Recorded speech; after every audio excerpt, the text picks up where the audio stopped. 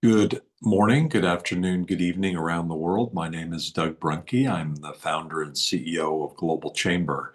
League of Extraordinaries is probably the most signature events of Global Chamber. The original one was done at the Ritz-Carlton at the corner of 24th and Camelback in Phoenix, Arizona. It's not the Ritz-Carlton anymore, and League of Extraordinaries is a little bit different. We don't do it very often in person, but we do it virtually. It just allows our members, and members only are in this meeting.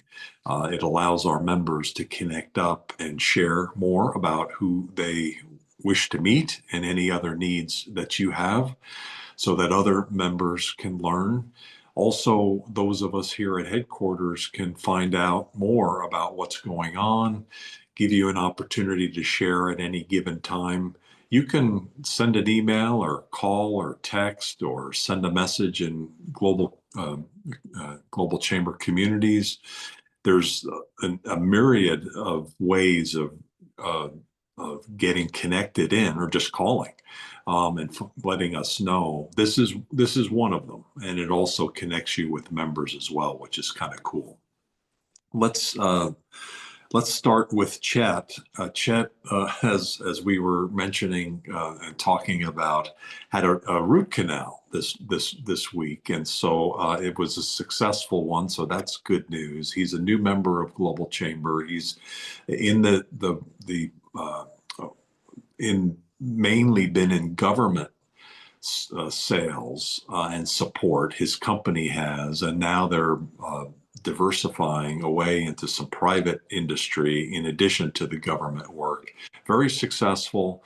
And Chet, thank you for joining Global Chamber. Thank you for your success. It sounds fantastic. And so, how can we help? Who would you like to meet? And let's start with you. We'll probably have Okay. about 3 or 4 minutes per person, and then we'll just keep going around the room.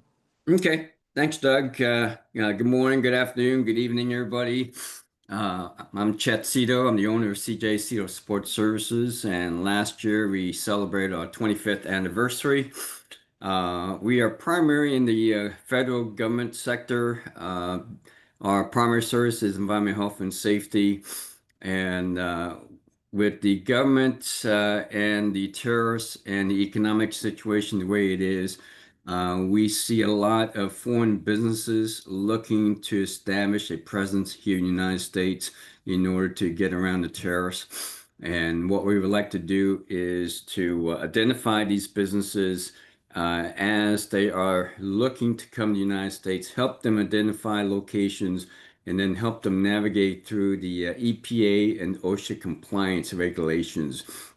A lot of people understand that there's, environmental regulations that are in play, except they don't know exactly to what full extent that entails. And they don't understand the permitting process. They don't understand the timeline. They don't understand the cost of the permits. They don't understand the cost for developing the programs, implementing programs, and managing the programs as well as the personnel. So we're looking for businesses looking to establish a presence in the United States or any business that requires environmental health and safety compliance support. We provide a full spectrum of environmental support, all the way from permitting to compliance to training to program development to implementation and management. So if you know anyone that is in need of any of these services, we are there to help.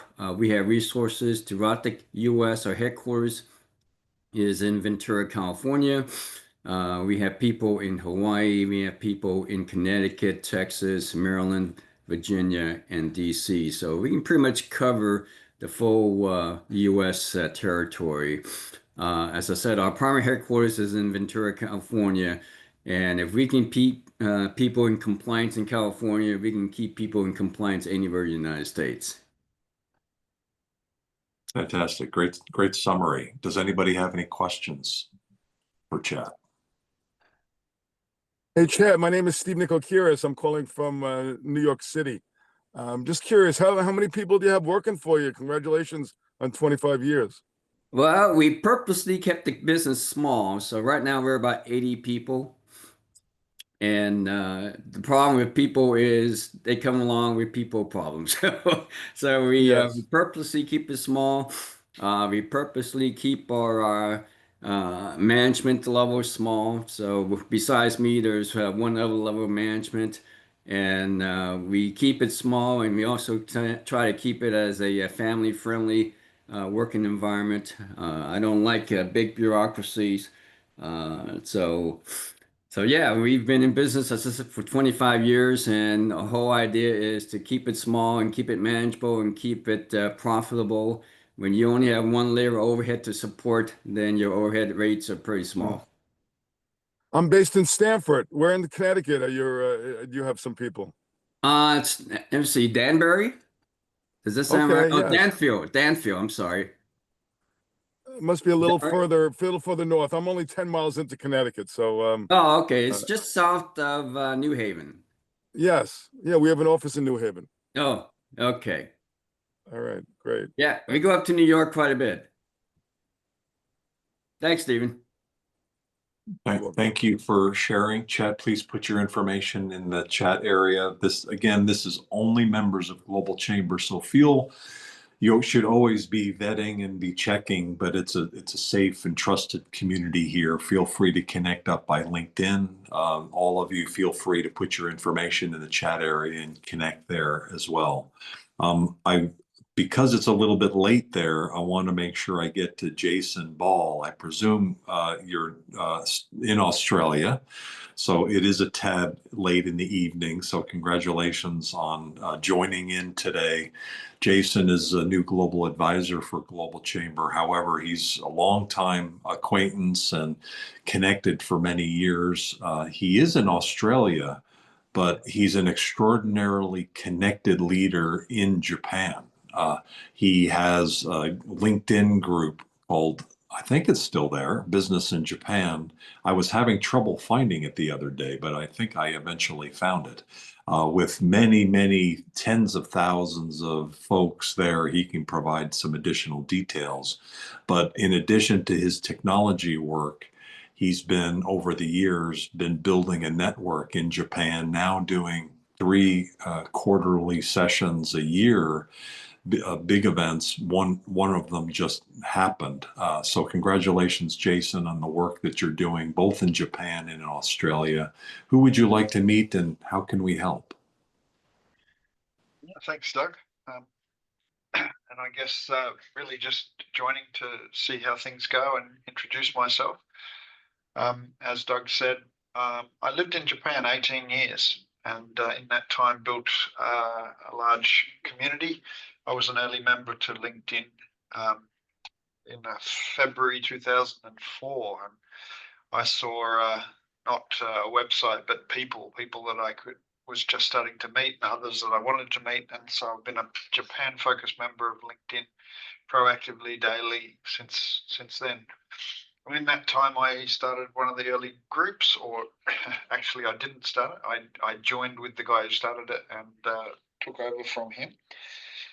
Called Business in Japan. It's the largest, oldest group on LinkedIn related to Japan and business.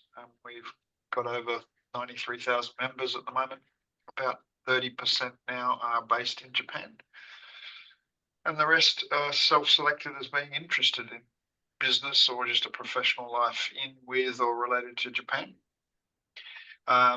The business off of that is really just a side gig at this point. I have a full-time job in IT incident management for an American firm called Live Person. So it's a call center technology company, an AI company. The sorts of income I do earn, besides we charge for events and get about 100 people or so 3 times a year.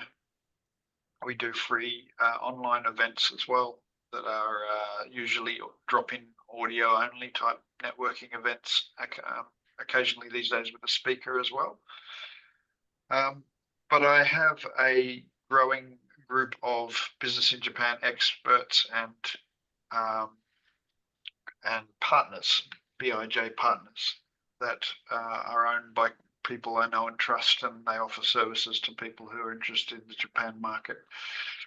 And I earn a percentage of any revenue that I introduce. I usually set the first meeting and help get things moving. Things like back office accounting, tax, employer of record services, things like that in Japan. Translation, localization, interpretation is another earner for me, and a big earner is recruitment when it happens.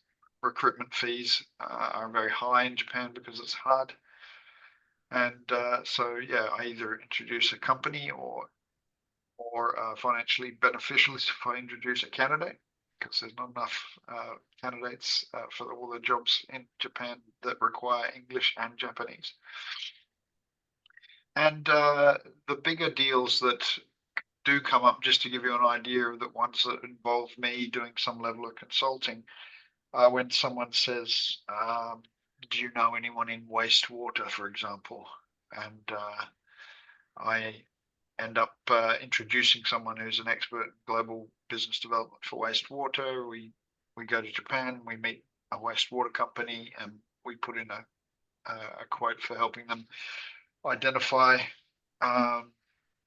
startups that have early stage startups that have technology related to the wastewater industry, and we've got future phases of helping them with market entry to Australia, and then low hanging fruit and things that they're not achieving well across the globe. So those sorts of ones hopefully will begin to pay me more than just a side gig type of income. But I have a large active network, particularly related to Japan, but not solely to Japan. I've got personally over 20,000 direct connections on LinkedIn, not just followers. And I've never been one to spam that out. There's been certainly a lot of incoming, but I do know a lot of people, and those I know expect me to introduce people to them. So let me know if I can help you. Thank you, Jason. Could you just confirm, because I'm a little bit confused, because I could not find the Business in Japan LinkedIn group, or at least a group called that. And now I'm on your website and it says, rest assured, the Business in Japan LinkedIn group continues. I click on the link and it doesn't go to that. So I'm confused. That would mean that one of the moderators has blocked you. And I'll be able to find you in there and open that up. We have pretty strict rules. You don't have many levers to make a group on LinkedIn valuable. And all the moderators there's 8 of them, are volunteer, so I tend to stand behind them. But yeah, it needs to be on topic about Japan and business, or Japan and work, career, something like that. And preferably not something forwarded into the group, but I'll find you under blocked, I'm sure. What happens when you're blocked is LinkedIn just sends you to the main group section. I gotcha. Okay. Well, maybe not the first time, but it's good. It's good to know, and it creates some clarity about what's going on there. Thanks, Sue. We'll need to keep moving on, but does anybody have a quick question for Jason? Yeah, Doug, Chet Cito here. Quick questions for Jason. Are any of your members in Japan, do any of them show any interest in establishing a presence here in the United States? Occasionally. One of my biggest deals where I earned for a couple of years a nice growing commission was a robotics company who they had opened the Delaware Corporation, hired their first person, won their first deal, and I think they had a consultant helping them with all that. And he knew me from Japan, and he rang me. He contacted me on LinkedIn, said, "Can I call you?" And he said, "Can you help me with this company? They're out of compliance with labor law and taxation. They got no one to do the back office." And I said, "Well, I don't know a company in the US, but the Business in Japan partner I use for Japan and Asia Pacific, it's owned by 2 Americans, so let me talk to them." So normally they would have just referred businesses to partners that they have in the US, but it was big enough for them to set up their US office. And so they're a back office accounting, tax, employer of record company. I Okay. don't think they would do EH&S. I don't think they would do that. So I could reach out and see if it's a robotics company that was probably 3 years ago now. I just stopped getting paid. Okay. Just I think that just a quick clarification on that overall question. At the last Global Chamber Tokyo meetup that Jason was part of, we had a presentation from Brian Swords. And he talked about the two economies, one, the Japan domestic economy, and then the international economy. And he mentioned that finally at this point, Japanese SMEs were polled, and 60% of them were interested in expanding outside of Japan, which is a dramatic difference from, just a few years ago. 60% interested in international expansion. The FDI in the United States at the peak of the Japan who could say no was $18 billion. That's when they bought Pebble Beach and everybody was upset that Japan was taking over the US. It was 18 billion. Last year it was 60 billion, and it could be 100 billion next year. So the Japan investment in the United States has increased significantly, and a lot of that is SME related. So thank you very much. Okay.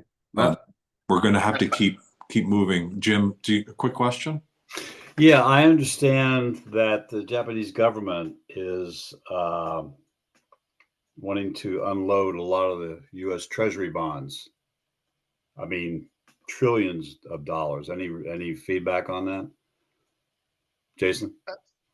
Only that they are doing it sort of in conjunction with other countries, so I've read, and that it's not a wholesale dump. They're doing it quite strategically, these companies, trickling it out, unloading, but not dumping them. Is that the cash out, or are they? What's the government's reason behind it? I think it's a response. It's a response to tariffs.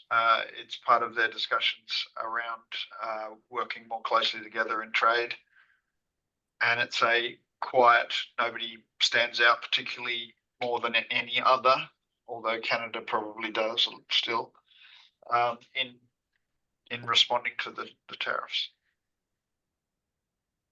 Good question, Jim. Thank you. And thanks, Jason. Let's keep going around the room. I wanted to make sure we get to Francisco Gomez of Factum Global. I think, Francisco, one of the reasons why you joined was to share the business survey that Factum does. Thank you for your leadership there, and thank you for your overall leadership in helping companies be more successful globally. What would you like to share today? Of course, Doug. Thanks for having me. Hello, everyone. And for those of you that are new to the group, it's nice to meet you, and I hope we can connect. Yeah, Doug had asked me to share the results of our sentiment survey. So Factum Global is an international consulting firm. We assist clients in international expansion. We help companies that are coming to the US, companies from the US that are going elsewhere, but also from third country to third country. And we offer a variety of services that go from market research, strategy, transformation and change management, and on-the-ground execution. So looking forward to hearing from some of you, hopefully collaborate. Chad, I actually just sent you a message on LinkedIn, Chad, because we don't do environmental at all. So there may be opportunities to collaborate. So Doug, I think you wanted me to share about the survey a little bit. We conduct this survey to just measure sentiment from global businesses about what's happening in the world. This time we had a technology theme to try to figure out not only how are people feeling about international business in general, but also the role of technology. And the survey found that 92% are looking at technology risks as growth opportunities, which I am very happy to hear. They're not thinking of the risks as barriers necessarily, but more as growth opportunities. And But 75% do view AI and cybersecurity as key enablers that they have to keep an eye on, because they do pose some risk. I think the biggest takeaway for me was that there seems to be agreement that probably the biggest risk right now is the risk of inaction, just sort of staying still and trying to figure out where the chips fall is not a strategy. And things are going to continue to keep changing on a daily basis. When I was a couple of weeks ago giving a presentation, in the time that I was speaking, I was quoting some tariff numbers and they changed while I was sitting there, and somebody called it to my attention. So it just speaks on how fast these things happen.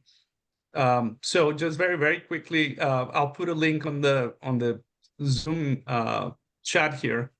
But 98% of people, not surprisingly, think that the global technology landscape will not remain very constant and is going to continue to adapt very quickly. So they spoke about the need for innovation and adaptability.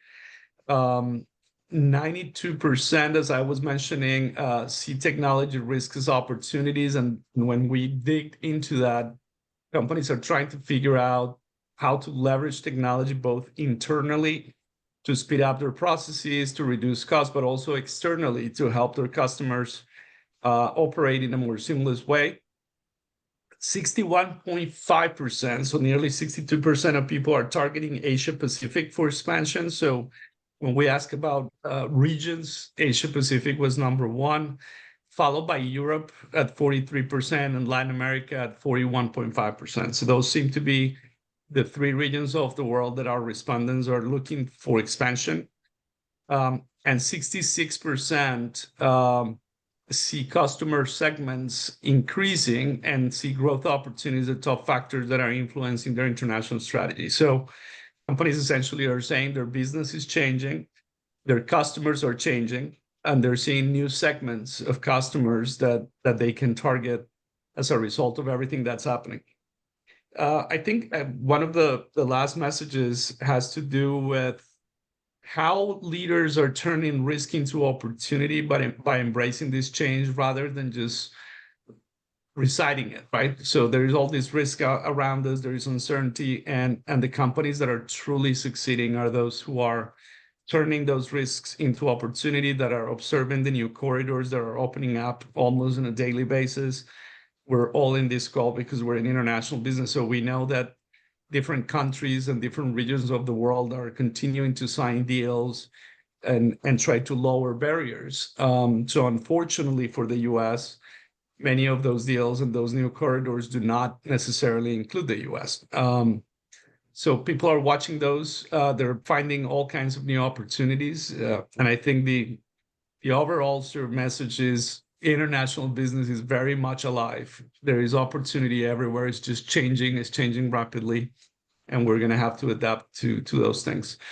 Not related to the survey necessarily, but a reaction to something that Chet, you shared is we're also seeing an uptake on companies that are trying to establish operations in the US. So it's not that the business in the US is not happening, is that it's different. So a lot of the companies that were doing business with the US and through US companies are now coming to put their own operations in the US to try to get away from the issue of tariffs and US made, America made kind of situation. So those are the types of companies that we're talking to now, as opposed to the ones we were talking before that were trying to do business, sell, build partnerships, etc. So anecdotal, but another sort of point to build on what Chet was talking about, that we're sort of seeing the same thing. Thank you, Francisco. Any questions, please? Little bit of an unusual insert into this particular meeting, but I thought, given Francisco's busy schedule, this would be the best opportunity.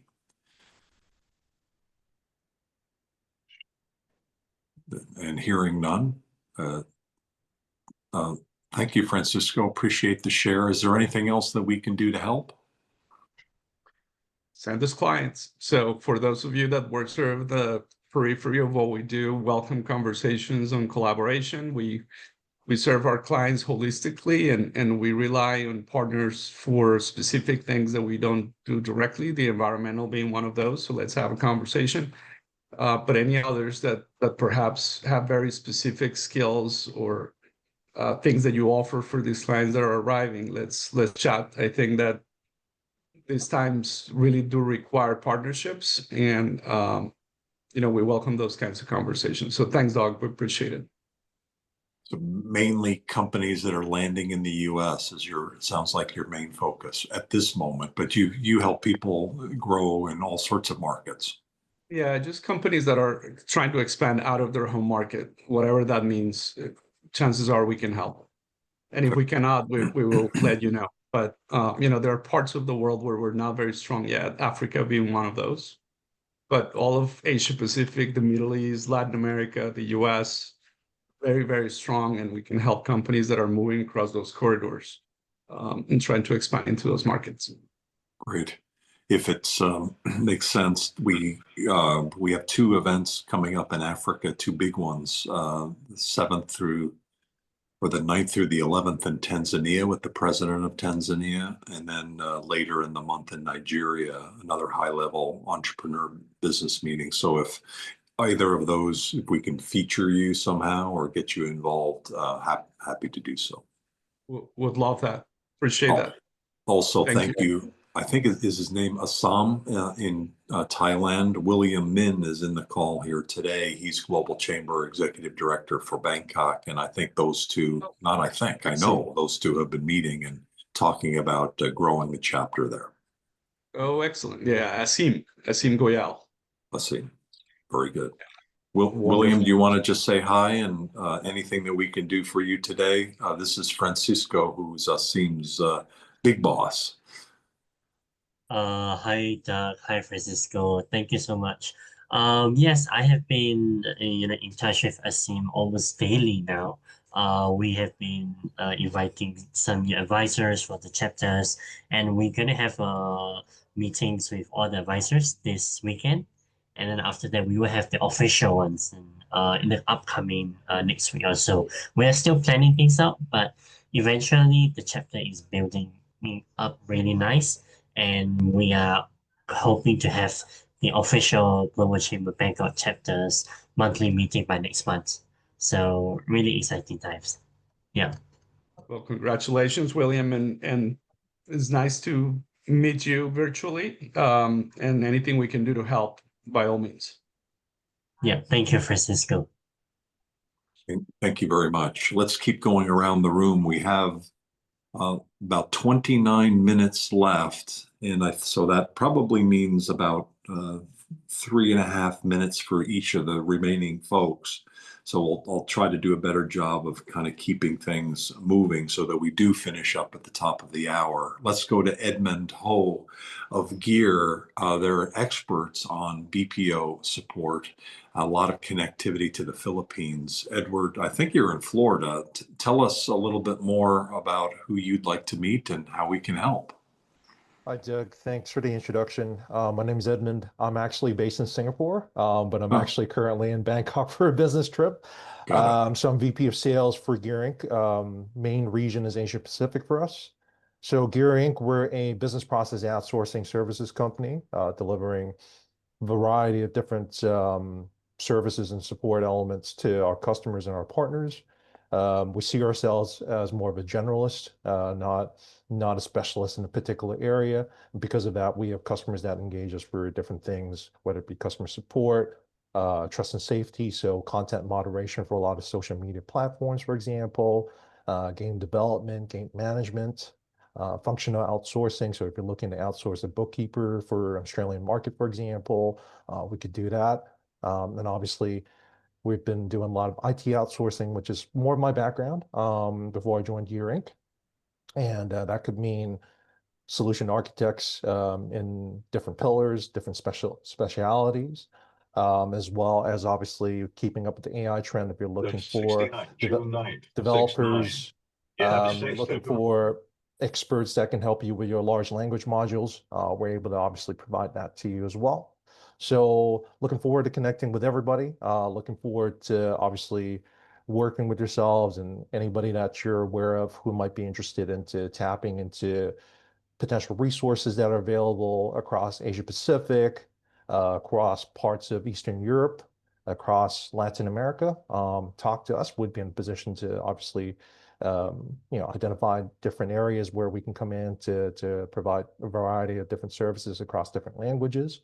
But essentially, yeah, we're just here to help companies that are looking to outsource, looking to diversify their portfolio a little bit, and sometimes looking for talent that might not necessarily be available in the domestic market. And you operate globally. I think mostly seems to be mostly US and Asia. Correct. Yes. At this particular point in time, most of our customers are either in the US or in Asia. Very good. Yeah. Most of our operation centers are in Southeast Asia, if I were to add, just because there's a large talent pool of very talented individuals that are obviously available at a much more attractive cost than some of the other countries potentially. And obviously they'd be able to cover a bunch of different languages, English obviously predominantly, local languages, as well as a lot of European, Northern Asian, potentially even some Middle Eastern languages as well. So sounds great. Thanks. Please feel free to share your information in the chat. We'll keep going around the room. Will do. Thank you. Thank you. While we have him, Casey Branch, the Mercurial Casey Branch, is the world's expert on cannabis and wine industry. Anybody you need to be connected to in those industries, Casey has them on speed dial. Casey, are you in Austin? Are you in California? Are you in Paris? Where are you today? Are you available to chat? I am. I'm in Austin, although I was expected to be in Napa Valley, but it's Mom's 96th birthday in Austin, so she won. In any event, yes, I do alcohol and cannabis worldwide. So those industries are what I chose to become a fun lawyer and do luxury goods along those lines. And then I also set up companies and relationships in the U.S. for foreign companies. So whether they're licensing agreements, whether it's IP, whether it's building subsidiaries, dealing with all the tax considerations for foreign countries and foreign entities wanting to do business in the U.S. Right now we have sort of an foreign nationalistic policy, it seems. So that part of our practice is down a little bit, but I'm hoping that as things stabilize, that practice can grow again. So nice to meet all of you, and thanks for the great introduction, Doug. Appreciate it. Thank you. The one good reason to know Casey is his expertise in so many areas, including the ones he talked about. Another is that he has a wine cooler in his trunk. And so whenever he shows up at your house or your event, he might have some wine available. And thank you for doing that in the past at least 2 Global Chamber events. Appreciate it. Oh, my pleasure. If you guys had been at my New York one, we would have had some amazing wines there too. So we'll try to keep that up and keep it going worldwide as we keep going. So thanks, and you all have a wonderful day. Thank you, Casey. Stephen, he was recently in New York and he did do that, but I kind of found out too late. And so it was what it was. But at some point, we definitely need to pull that off in New York for his next time. I think so far, Phoenix and LA, Casey has been involved so far. So we'll get him in New York. And he also has been at the Olympics. He was our podcaster at the Olympics in Paris. And so he held court at a number of different cafes and an event at the Scottish community. So he's a great person to know. Stephen, you work at CBiz in a leadership role. Thank you so much for hosting many of the events by Global Chamber New York. I think there might be one coming up on Monday that you're hosting as well. Who would you like to meet and how can we help? Sure. Hello, everyone. Thanks so much. I'm sorry I'm in my car, but I decided to stop and participate. I'm with CBiz for over 30 years. We are become a very large accounting firm. We recently did an acquisition of a firm called Markham, which was the 13th largest firm in the country, and we were the 11th largest firm in the country. But talking about some of the things I'm hearing, Casey, we have a big cannabis guru who came through the Markham acquisition. Her name is Jill Scher. I'd love to introduce you to her. She is a national known speaker and, really just seems to be very plugged into the cannabis side, at least in the US. So I don't know if you know of her, but hopefully we can make an introduction there. Just some That'd of be the things, great. thinking what everyone is doing. Some of the things that I've done over my career, and we're still clients. One of my clients is a very large Brazilian flip-flop manufacturer that you would recognize the name. They came into the United States about 15 or 18 years ago, and their attorney reached out to me. We helped them literally set up an office. We introduced them to real estate brokers. We introduced them to insurance companies, and we just got them get started. We did their bookkeeping and accounting. They've grown now to well over 100 million in the U.S., and they're just really doing the tax work these days. But it's a great relationship, and it's a wonderful, wonderful company. On the other side, work with a very small coffee shop business located in the UK. They had about 15 locations in the UK. They raised private equity money to come. They wanted to open up in the US, and they opened up so far 2 locations in the New York area. And we were lucky to be introduced by their attorney. They had a lot of trouble setting up a bank account. They could not set up a bank account on their own. And Oh, luckily, yes. I was able to, speak to several banks, locally that were able to open up bank accounts with them without too much difficulty. Yeah, And that's we've had that really same a nice. we've had that same problem for foreign entities trying to get bank accounts, et cetera. So I understand the challenge. Even getting Yeah. tax ID numbers for people who have no relation to the U.S. has always been problematic, but we always seem to be able to make it work somehow.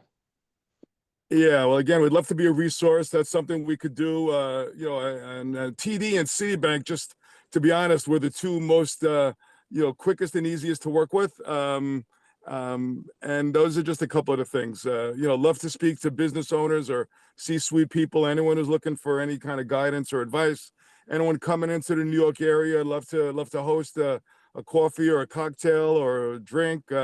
You're all welcome, and it's a pleasure being in the Global Chamber, and it's been a great partnership. I'm looking to continue to grow my presence in the chamber. So thank you. You're amazing. Thank you for your style and your spirit, and your collaboration. It means a lot. Thank you.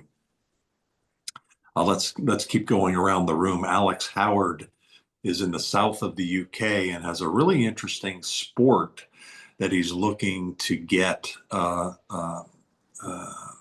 implemented in other countries, and in particular in the US, the field gun sport. And so, Alex, could you share who you'd like to meet and how we can help? I know you were working in Texas, and hopefully those connections have come through. Who can we connect you to next?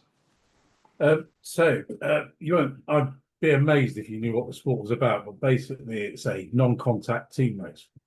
It was run until 1999 by the Royal Navy, and it came from a tradition of going around the world and keeping Queen Victoria happy. Long story short, 1999, the government said, that's it, you're done. I got involved, and it gets under your skin. It's that thing that when you mark this day in your diary, and mark the first time you look at the sport in your diary, because your life's going to change.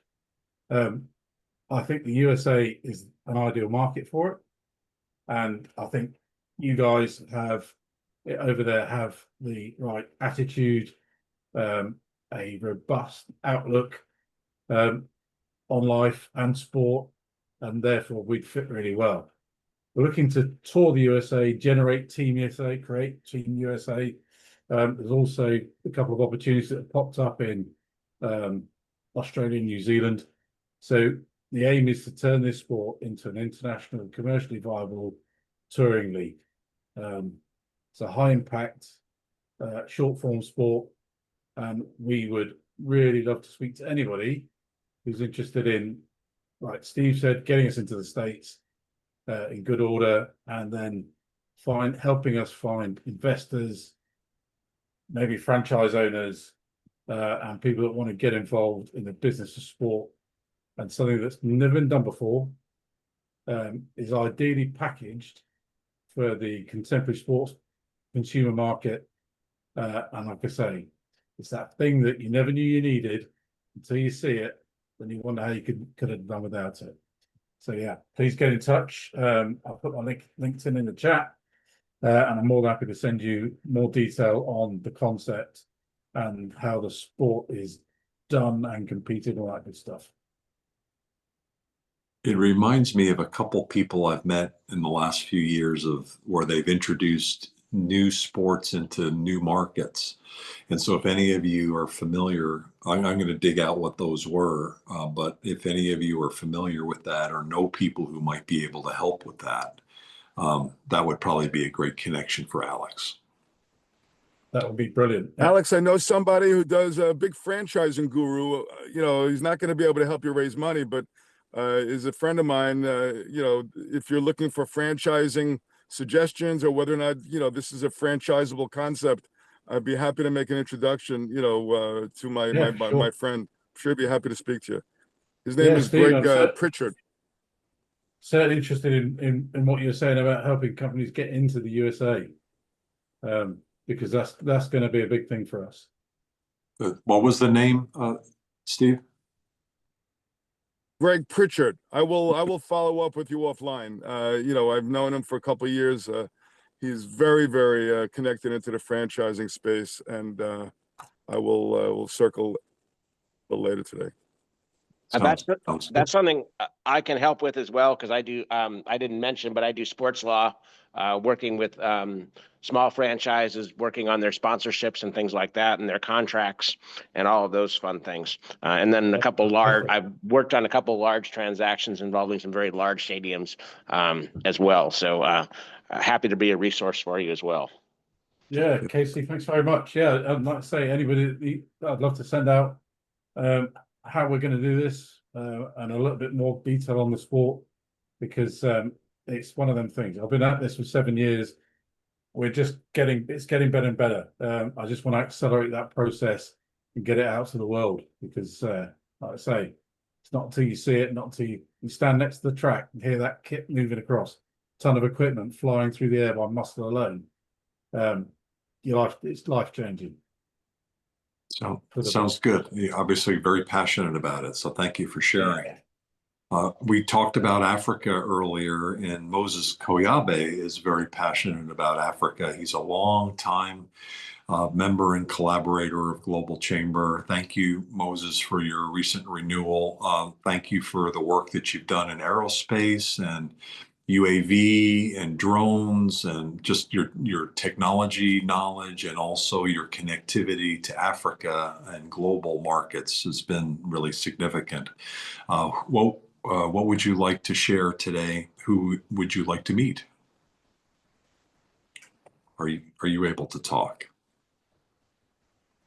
And Moses is in Western Michigan these days. Used to spend a lot of time with L3 and going back and forth between Phoenix and the Dakotas, which is about as contrast as you can get weather-wise, I think, in the United States. Frightening to think about the Dakotas. He may not be available, and I should open up the chat and pay attention to that, but I don't see anything in the chat. So we'll just keep going around the room. Peter Grabeck, are you available to share and also share who you'd like to meet? Are you there? Hello, Doug. Yes, I am. I've just got several windows open. Let me make sure I'm with everyone here. Okay. Cool. Good morning, good evening. Sure it's all manner of hour out there in the world and in the Global Chamber community. Thank you, Doug, again for the opportunity to engage with everyone. So my name is Peter Grabeck. I office out of the Washington, D.C. metro area. My firm works on various public-private partnerships. We've done this domestically in the United States for about 30 years with various federal and state entities. We've done this internationally for about the last 20. Most of the work that we do, our most mature business line is we're a subcontractor with Exim Bank and DFC, the International Development Finance Corporation. These are basically the export credit agency and development finance institution of the United States. States. We also work with several of the European and Asian ECAs and DFIs, and we effectively do a very specialized role in trade and project finance. We do due diligence investigation and asset recovery services for several of their projects and transactions. We have a few other international business lines that I tend to fit within my bandwidth. One of them is we work on development projects. These tend to be kind of large infrastructure projects, mostly in the developing world. This happens very much in consortia and an ad hoc manner. We're very much threading the needle, and we want copious amounts of documentation that would turn most people away. That's what draws our attention. And then finally, we work on a program under United States Citizenship and Immigration Services on the EB-5 investor visa program. And this is basically foreign direct investment that is channeled into the United States. And we operate several regional centers in the Midwest where we channel these funds into approved economic development projects.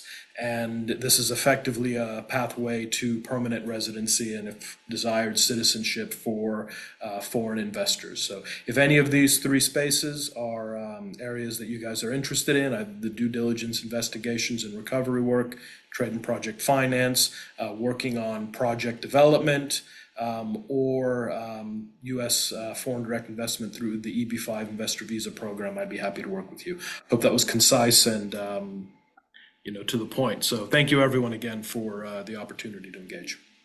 Beautiful, brilliant. How was the Exim Bank, or did you attend the Exim Bank conference this year? I did. It was very interesting. The acting director, Jim Cruz, came on with Dylan, "The Times They Are A-Changin'."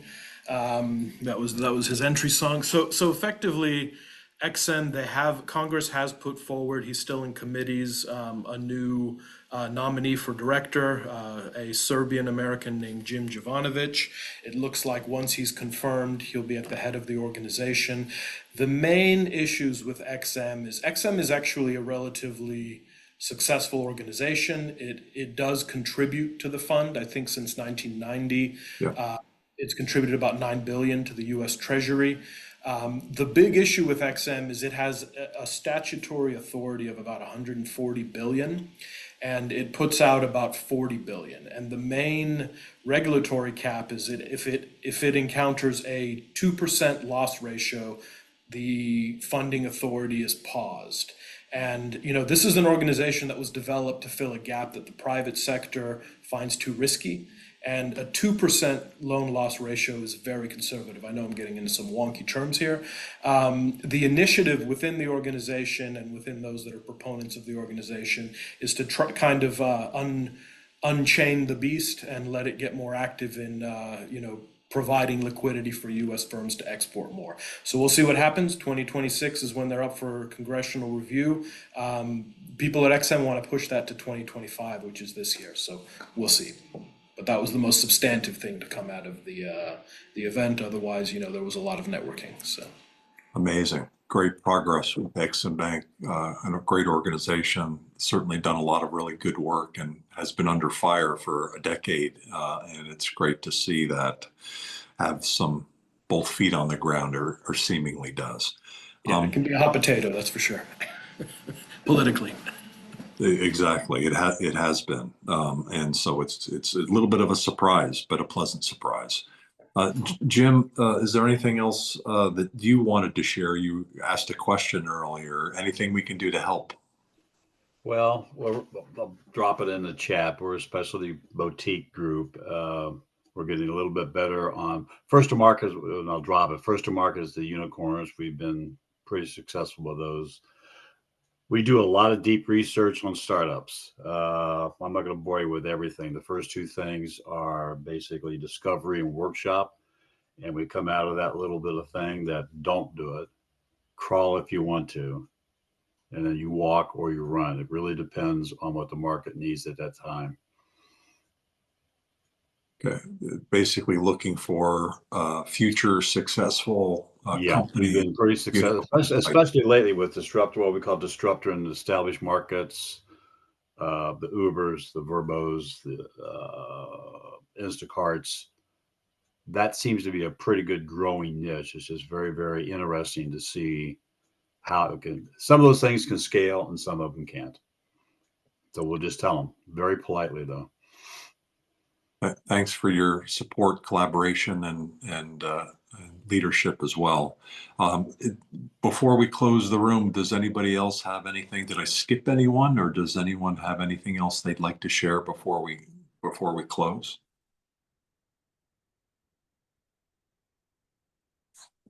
Sorry we weren't able to catch you this time, Moses, but and thank you all for participating today. Thanks, Jem, for your putting this program together.